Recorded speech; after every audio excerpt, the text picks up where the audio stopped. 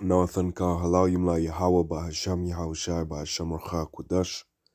Give honor to the apostles and elders of great millstone that rule well, labour in the word and doctrine. Shalom, meaning peace. May that be unto the elect of the nation of Israel. Now this will be a quick hit, just to make a point.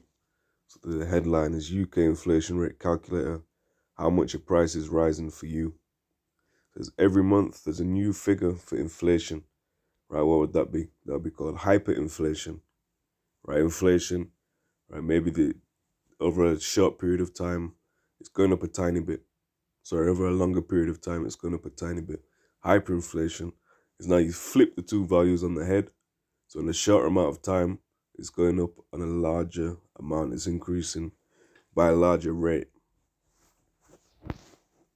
It estimates how much prices are rising across all the goods and services in the economy. In the 12 months to November 2022, the figure was 10.7%. That means things costing £1 in November 2021 cost more than £1.10 the same time the following year.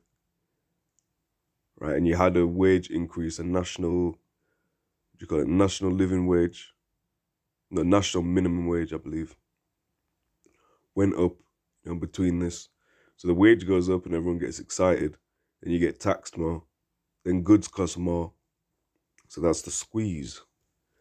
There's our personal inflation calculator, built by the Office for National Statistics in collaboration with the BBC, the British Broadcasting Corporation, I think it's corporation, shows you what the inflation rate is for your household and identifies the items in your household budget that have gone up the most in price over the last year.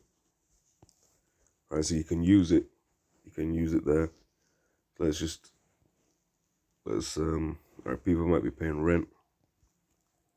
Alright, let's go with this. Okay, so let's say you spend 200. I'm just gonna put some flat numbers on rent. Sorry, flat numbers. So that's unrealistic. Let's just put in some numbers.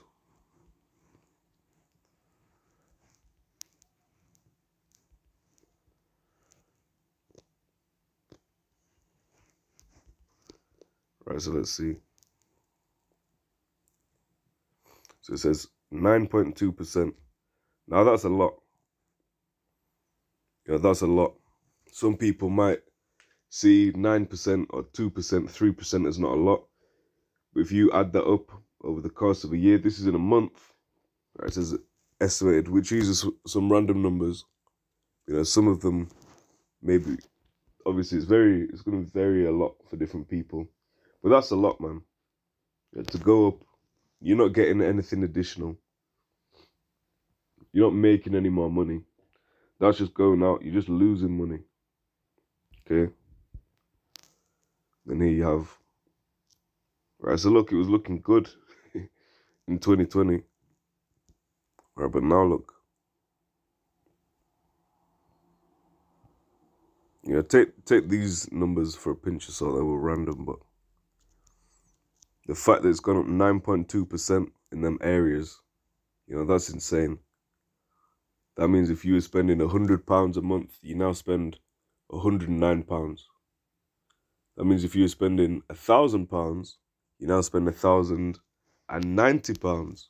Right? So the bigger the values, obviously the larger the percentage is. It's the same percentage, but the larger the value of that itself actually is, which over a longer period of time, is going to have an effect. Or if you're a family with 5 children, you got to times that 10%. That's 10% on this item for that child, 10% on this item for that child. So it's going to be an insane squeeze, and that's going to have an effect on people's mental health, their well-being. It's going to cause people to be in a state of desperation, which is ultimately going to forward the Heavenly Father's plan, and the chaos that will ensue. Right, the uproars of the people, the wars, rumors of wars, iniquity abounding, because the love of many shall wax cold. So you have to take in all these factors. Revelation chapter 6 and verse 6. Okay. And I heard a voice in the midst of the 4 beasts saying, a measure of wheat for a penny, and 3 measures of barley for a penny, and see thou hurt not the oil and the wine. So a measure of wheat, in fact, let's pull it up on the other app.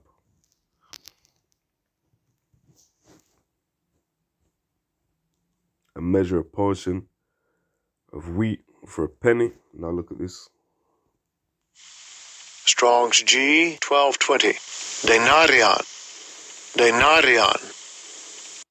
Denarion, it says containing 10 from the Latin denarius.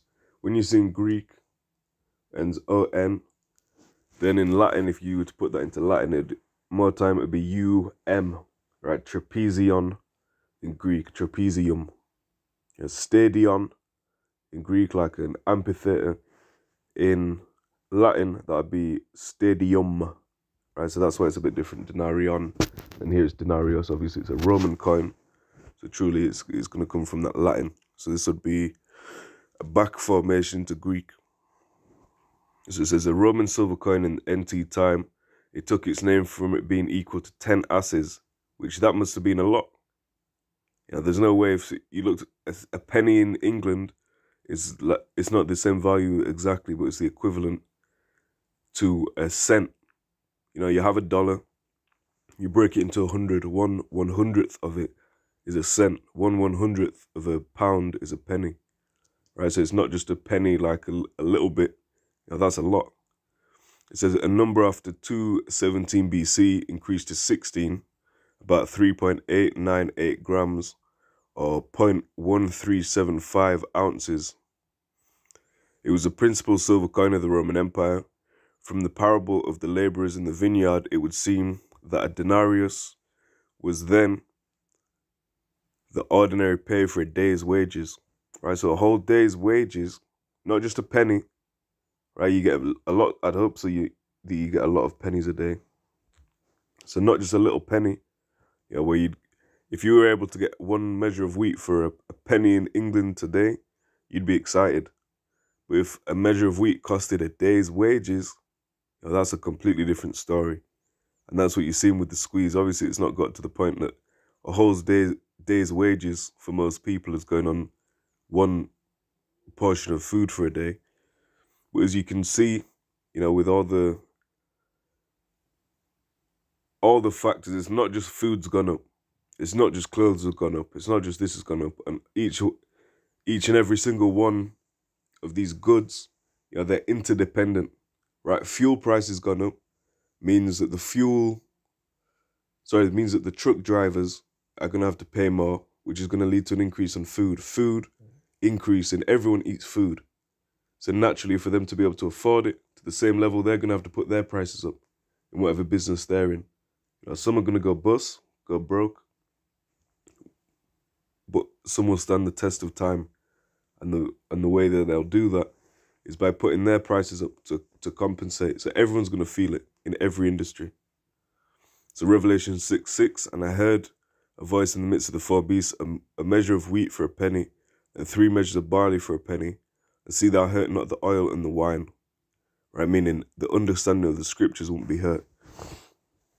So the understanding would go out. It's not that every single prophet, every single guy preaching the doctrine, even preaching about Israelites, all their phones are going to turn off.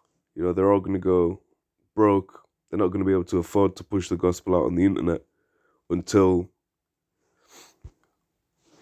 let me say, that's not going to happen until the gospel's being preached. Until it's gone out in all the earth, all the world.